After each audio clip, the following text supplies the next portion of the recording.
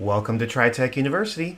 My name is Bill Steppen, and today we're going to start kind of a series. It won't be all this month, but a little bit of a series I'm going to call Used Inventory.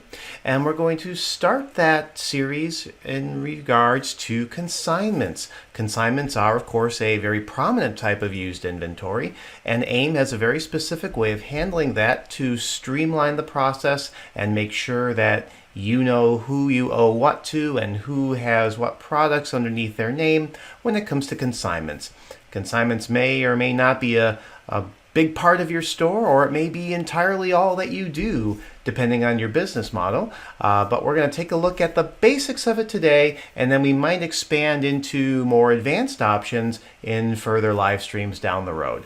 As always, let's just go over a few basic housekeeping rules. So if this is your first live stream ever, welcome. Happy to have you here. Over on the right-hand side of the screen, there is going to be a chat tab next to the playlist tab. Feel free to click on that, where you can then click on the nickname button down at the bottom of the screen, and you'll be able to then log in with your name, and I'll be able to chat with you. You can ask any questions you want, as those questions come in, I will see them on screen in front of me here, and I will do my best to answer those. So, just like always, let's go ahead and switch over to my screen, where we can now dive into how this all works. So, first and foremost, what is a consignment? So a consignment is any kind of inventory that you do not own, that a customer of yours brings in for the purposes of you selling it on their behalf, and then you pay out a certain portion of that to the original owner, and then whatever the difference is that is left, you basically keep as profit of the sale. So when it comes to handling that in AIM, you would not receive that like you normally would if you were to go into modules and inventory and add as well as then receive inventory. That implies that you are receiving that from a supplier, like a vendor or a broker. No, what we want to do is we want to go to a special menu specifically for consignments. You can see it's listed here as consignments and purchases, and the very top option is enter consignment. So when you enter a consignment, it's going to bring up who your customers are. So let's just go ahead and pick on my good old standby, Mr. Mike Anderson. And it brings up this giant menu here, this giant screen. And I want to walk you through what we're seeing here so that we try to reduce the intimidation factor of it, if you will. So starting up here at the top, we've got some elements that you can fill in if you so desire. You can see it's asking for category, subcategory, manufacturer, return code, consignor percentage, or a fixed fee, and then a cash payout and expiration date. So if you're just receiving one item, it's not really imperative that you fill these details in, because you can always tweak them. But if you were receiving in a large batch of inventory for consignment, it can be beneficial to fill in a common category or subcategory, especially if you're receiving a large number of them. Say, for example, if you are strictly a clothing consignment shop and you're receiving in a large batch of, let's say, men's clothing, you could select your category and potentially even your subcategory for that. But basically what will happen is these will be preloaded when we get to the screen for actually putting in our consignment details. One thing I want to talk about here is this consignor percentage. This is the amount of the payout that goes back to the customer. So right now it's kind of defaulted at 50%. Later on, I'm going to show you where those defaults are so that you can tweak them. But let's say that instead of it being 50%, let's make it be 60%. Basically, that means that the customer would get 60% of the final total sale, and then I, as the retailer, would keep 40%. So if I had an item and it sold for $10, customer would get $6, I would get $4. That's the basic idea of it. Or a fixed fee. A fixed fee overrides the consignor percentage. So if I put in $7 here, then no matter what I sold it for, the customer would get $7, and then I would either keep or potentially lose whatever the difference is. So if an item sells for $10, they get 7, I get 3. If it sells for $15, they get 7, I get 8. If it sells for $5, they get 7. I actually am paying $2 out of my pocket at that point if that were to happen. So just kind of keep that in mind. And the cash payout percentage is essentially there to give a difference between a consignor percentage and a cash payout. A cash payout is basically how much you would give them out of the till. A consignor percentage would be potentially be how much you essentially give them an in-store credit. Now, if you don't use a cash payout percentage, this essentially applies to either or. So just keep that in mind as well. If you do give a difference between the two, you'll want to use both percentages. But in most cases, it doesn't really matter whether they keep it as in-store credit or if you're going to either pay them out or write them a check. Now, let's talk about the top two options up here. You're going to choose one or the other. You either need to create a new SKU or you're going to add the record that you're receiving to an existing SKU. You'll notice if I select Create New SKU, not much happens here, but if I switch this to Add a New SKU, these three other checkbox options here gray themselves out. If you are creating a new SKU, you also have the option of creating what's known as a temporary SKU. A temporary SKU is something that as soon as you basically sell it out, that SKU goes away out of your search history. So it helps to kind of prevent your inventory from getting cluttered with a lot of one-off SKUs. And then that's going to be the case in most issues, I would assume. That's why it starts as checkmark there. And then we're going to leave this on as pop details window during add. You can also turn this on or off. We're going to see what this means in just a few moments. So let's go ahead and add something from Mr. Anderson. We'll click the add button and you'll see that this window pops up here. Let me drag it over away from my big old chin. And basically, whatever you put in up here in the SKU, normally this will say something like ISI and then a number, and you can see I was playing around. I've got a Cooper in there. That's rather embarrassing. So basically, it's going to give you a temporary placeholder SKU that you can choose to use if you so desire. Now, if the item in question, let's say it is this, I don't know, this charging brick or something like that. If it's got an item code right on it, feel free to use that. If you're in the firearms industry, definitely you want to override these details with the model and serial number of the firearm in question because that's going to go into your bound book. If you're in the music industry, same idea, although not, obviously there's no bound book in the music industry, but there's more than likely going to be a model and potentially a serial number of the instrument or whatever it might be. If it's not a serialized item, you can certainly switch this to accessories for the inventory type, and you can see that the serial information goes away. But in most cases, we probably want to treat this as serialized. From there, we can select the category, and let's go ahead and say that this is a bike, subcategory road, manufacturer, let's say this is Marin, and then we can give it a description, whatever we want to give it all here. The main things here are going to be filling in what we want to try and sell it for at this point, which is going to be the hour price field. Let's say we're going to try and sell this for $300. And you'll notice as soon as I put in the $300, down here next to the consignor percentage field, it's going to show 180. If we sell it for $300, $180 is 60% of 300. If I make this be 75, you can see this goes to 225. You can adjust these on the fly. So the main idea here is, again, back to these settings up here, these will default these fields here, but you can always override them on an entry-by-entry basis. And then let's just go ahead and say this is Marin Bike 1 for the model number, and it is serial number 12340. Just something like that. Okay.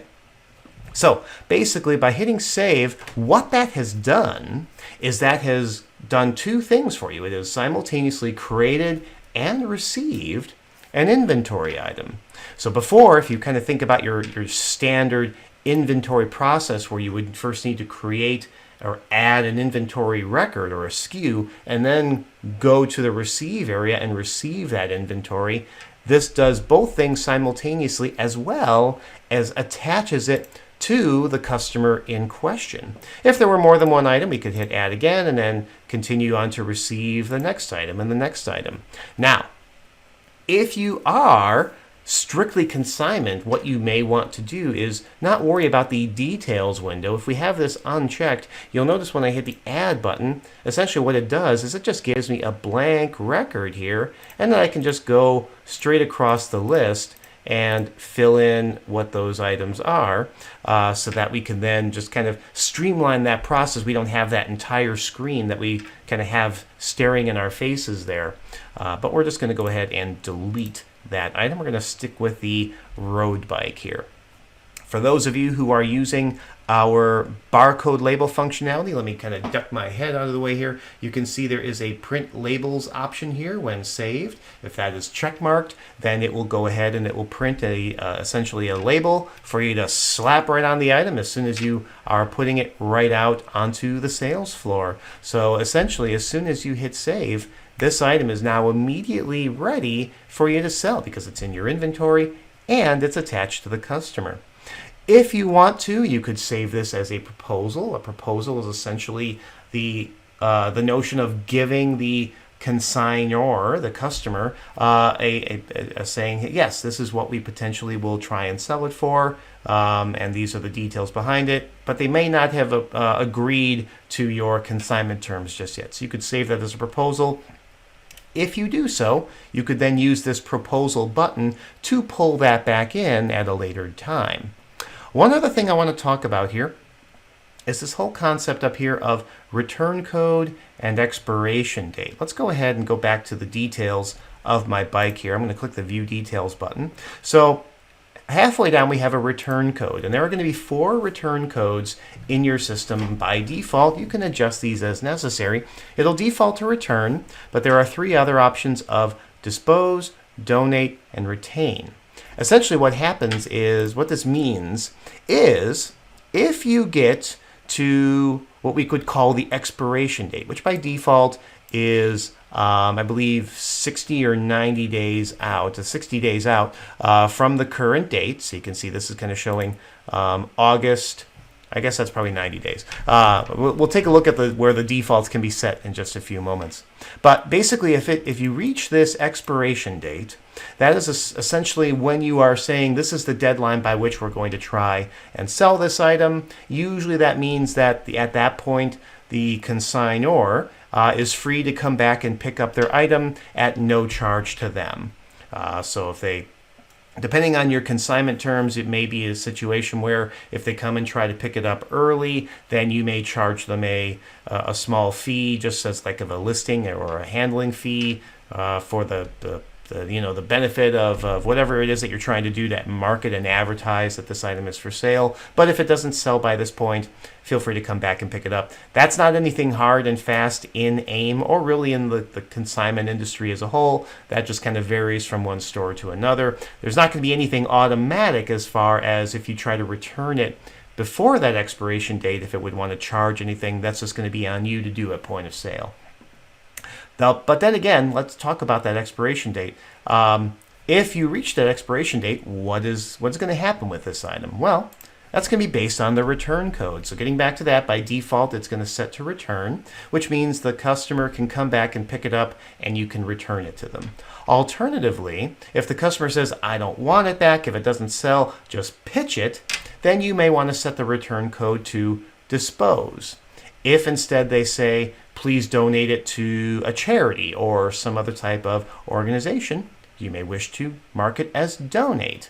Or the other last option would be, I don't want it, you can do whatever you want with it, and you might opt to retain that item. And by retain, it essentially becomes a free addition into your inventory at essentially no charge. So that's basically the whole idea. No cost, I should say, specifically. So that's kind of the idea of the return codes. Those are customizable in the maintenance area. We're going to take a look at this in just a little bit more, but I figured I'd just mention it here. Underneath maintenance and inventory is the consignment return codes area. There's where you can see those 4 codes are. And you'll notice if I take a look at all 4 of them, the last one that's marked as retain is the little checkbox checked that says store retains ownership. So in most cases, those are probably going to be all four that you would need, but if you want to set up or tweak these in a different way, by all means, you can feel free to do so. So, getting back to receiving or entering our consignment, again, this is all you really need to do is just select a consignor in the form of a customer. Obviously, if you need to, you can create them on the fly, and then add as many line items as you need, and then ultimately, when you save, this will go ahead and this will officially put these items into your inventory, and it will print a nice receipt suitable for giving to the consignor saying, hey, this is the official record that you have dropped these items off for consignment, and you are going to get a 75% payout in this case of a $300 selling price. And of course, if you want, you could set up any number of additional terms that print out here. You can also, by way of a Word template, have AIM print out an entirely separate document with your consignment terms and conditions. If you would like to see more on that, definitely check out our webinar recording from the past on Word templates. You can find that in a number of different playlists. You can find it in the inventory playlist. You can find it in a lot of different areas because Word templates actually are pretty expansive when it comes to their functionality.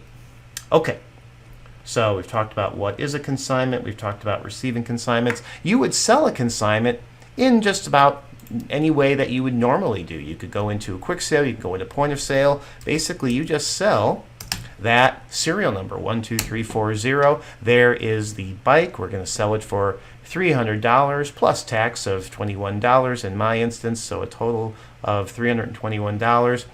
Let's go ahead and just keep this nice and simple. We'll say it was paid by cash, and we'll finalize. We're just selling this to a no-name customer, just the cash account here. So just to get it done, and we will go ahead and just print a quick receipt to the screen just for the benefit of the recording. And so there it is, sold to no name professor, blah, blah, blah, blah, blah. And that item is now sold. Now, what did that just do? Well, remember, normally if this were any other inventory, it would have gone into your assets, and then it would come out of your assets and into sold inventory. But because this is a special handling of this, if we go and take a look at Mr. Anderson's customer history, we're going to now see right there at the top, I don't know if I can zoom in on that or not, but you can kind of see there's a listing there of unsettled consignments for $225. Well, because that item was a consigned item specifically attached to his account, that is now tracking that in that manner. So if we go take a look at the drop-down option here for consign, trade, and purchase history, and then click the Go button, here is our road bike that we just sold. And it's now specifically attached to his account, so therefore it means that he now gets access to that credit. If we wanted to, if the customer wants essentially a history of that, you can come in here. Let's just go ahead and switch this to showing just consignments so that we get that purchase out of there. And if we wanted to, we could limit this to just sold or returned or active or settled or anything like that. Let's just leave that as is. And then we go ahead and click the print button here. This would be essentially a history report, a settlement report in this case, that you could give to the customer. So in this case, yep, it's showing sold. It is not showing as paid out here. If I can get this to kind of zoom over. Not sure why it's not letting me scroll, but let's just kind of, can I get this over there? Maybe this way? Nope. Nope, okay. Well, hopefully you can kind of see that if I kind of zoom back out there. You can see it's showing as sold. That's the status sold date of 5/10. Percentage of 75%, but you can see here there's no amount paid and there's no paid ref. What does that mean? That is the settling of the consignment. So now Mr. Anderson wants his money. He can use that in a number of different ways. If we go just into a point of sale, for example, and pull up his account, And yes, he has special orders. I really should just clean up and refresh my training system here. He's got all kinds of things. But we can see, actually, he's got a $150 credit from something else. But if we kind of scroll down here, he's also got an unsettled credit of $225 from his unsettled consignments. So that means that basically you could go ahead and you could turn around and apply that credit right away towards the purchase of anything that that you want to sell. So if we just sell some valve oil, we can click down here into the apply credit, and there's the unsettled credit for $225. We could select that, and it would use $4.23 in this case, and it would just keep the unsettled amount as a credit on the account. And then that's one way of using that credit, is essentially credit towards other sales. Probably most beneficial for you as the store, because hey, now you don't actually have to pay anything out and you've got a sale on top of that. But of course, in a lot of instances, the customer is just going to want their money. So there is going to be a function back in that consignment menu in modules and inventory called settle consignment. When you go to settle consignment, we can pull up their account, and there is the listing for the item that was sold. It's showing the consignment amount of $225. By check marking that, it's going to ask how we're settling. We can choose either settle with cash and check, or we can settle with credit. If we settle with credit, it essentially takes it off of this list and it keeps the credit on the customer's account. Let me get my head out of the way so you can see what I'm talking about. Settle with cash and check versus settle with credit. So if we pick settle with credit, like I was just saying, it'll basically take it off of this list and keep the credit on the customer's account for the purposes of sales thereafter. You still technically have an option of refunding that credit if you go to the returns menu, and then there's going to be an option to refund deposit credit later on. But in most cases, if you're just going to pay them right out of the gate with that amount, you would just choose the option of settle with cash or check. And then when you hit save, it'll bring up your normal return menu where you could then choose either your cash or your check, or technically any other form of return. If you are one of those stores that actually offers to put that onto a card, there is technically the option to do an authorized to a credit card. Not heard of too many places that do that. But let's just say we're going to do a cash return. And of course, that's kind of off the screen over here. But it's showing the return there of the $225. Let's shrink that back off to the right. And then we'll go ahead and finalize that. And then they get their receipt for that, of course. And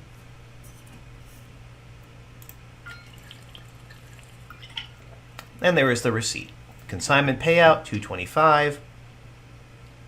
And now if we go back and take a look at Mr. Anderson's history one more time, and go to Consign, Trade, and Purchase, we will now show there's the consignment, and it is now down here showing that this was paid out. If we switch this over to all consignments and just that, and then click the print one more time here, we will now see, when we take a look at this report, where this was once blank, it's now showing the amount paid out of $225 and the payment reference for it. So great thing to give to your consignment customers maybe at the end of the year, just so that way they have something kind of officially for revenue reporting and things like that, especially if they are a high consignment customer. I know there are quite a number of stores out there that have really good customers that essentially feed them a lot of inventory throughout the year. So that's one thing to keep in mind. Now, you don't have to do that report on a customer by customer basis. That's something that's very suitable to giving a customer, but if you're just looking for your own purposes of how are my consignments doing, you can go into the reports menu to the inventory menu where there is a consignment submenu, and in most cases you're just going to go to what we could call the consignments report. This consignments report can be run for a number of different criteria. You can run it for any date range you want. You can run it for any location you want if you have more than one store location. You can run it broken down by categories and subcategories and return codes. But the most important thing right here is the type.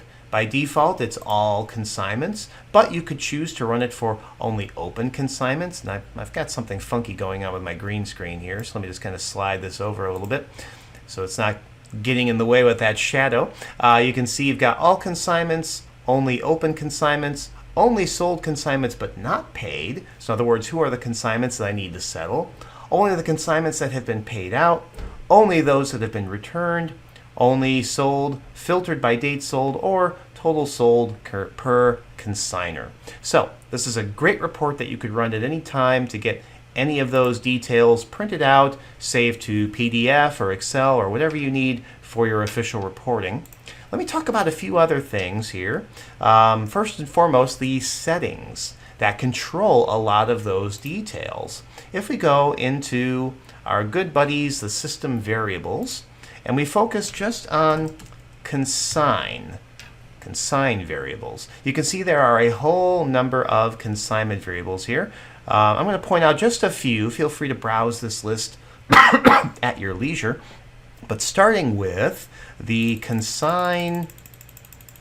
where is it? Consignment percentage amount. Consignment PRC AMT. This variable controls that starting percentage, and it's in a decimal format, so you can see that this is a 0.5%. If I were to set this to say 0.75, then that percentage back at the beginning where we saw the consignor percentage, this would default to 75% as opposed to the 50%. So that's the first variable that I like to point out. Another variable that I like to point out is the default expire days. So this controls how many days out from the date that you are receiving the items in as consignments should they expire. And you can see this is showing that 90 days that I was talking about. So you could set that to be whatever you would like it to be. You can also choose to default to new SKU. If you check mark this, and it will default essentially always to be creating a new SKU. If you do this option, then it will default to either new or used when you are creating that inventory. For the default payment, this defaults to printing checks. So that's that. Back on that settlement option, do you want it to default to cash or check, or do you want that drop down to default to CRD for a credit invoice, a credit memo? So those are the kind of the main ones I wanted to point out here. If you are a high volume consignment place and you just want that window to fill in the blanks across without popping up that extra detail window, this first variable here for consignment add detail, by setting this to N and potentially N on both, this will not pop up that window. You can see that the first position is for consignments and the second position is technically for purchases. So the most important one here in the case of consignments is that first position Y. By setting that to a capital N, the details window will not pop up when you are receiving batch consignments by default. You can always check mark it if you wanted to, or pop up the click the detail button if you so desire.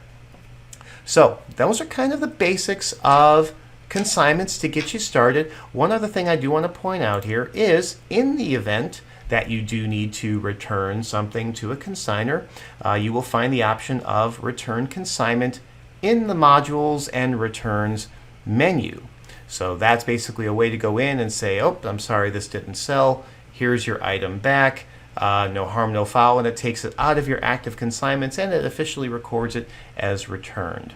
So hopefully this makes sense. I didn't see any questions popping up during the course of the live stream. Like I said, I'm going to do probably another session at some point down the road to get into some more advanced functions with consignments, especially for those of you whose whole inventory structure revolves around consignments. There's a lot more that you can do, especially in the concept of batch functionality with just doing a tire check run once or twice or 3 times a month for everyone whose consignment items have sold. There are functions in here for doing essentially what we would call auto discounts. So if an item does not sell within, let's say, the first X number of days, it automatically discounts by a certain percentage. You can essentially have up to 4 levels of that. We can also do things called buyer fees, where it's essentially a kind of a processing fee on top of what you would normally collect. So let's say, for example, you charge a $3 what we would call buyer fee. So if you sold something for, just keep the math simple, $10, and there was a 60% payout, and you had a buyer fee of $1, it would show the 6 less 1 for a total of $5 paid out. So that's something that can be set up. So there's a lot of different things that you can do with the consignment program. So I'll probably look into that maybe on the later part of the summer, or potentially even into early fall. You can actually see over here on the playlist that I've gone ahead and kind of mapped out the better part of the summer as far as our live stream schedule goes. So if you have any particular things that you would like me to focus on as part of a live stream topic, up at the top there is a poll option. By going to that poll option, that'll open up a place for you to, as always, I've got another one of my housekeeping things, put in topic considerations for these live streams, and I always take those into the highest consideration for future live stream broadcasts. So, hope you're all making it a great spring as we head into summer, and keep us informed of anything that you'd like to have help with. If you ever have any questions, always reach out, because that's what we're here for, is to help you guys and gals succeed. So with that, we're going to go ahead and sign off. I hope you can all make it a great day, and we'll see you in 2 weeks. Take care.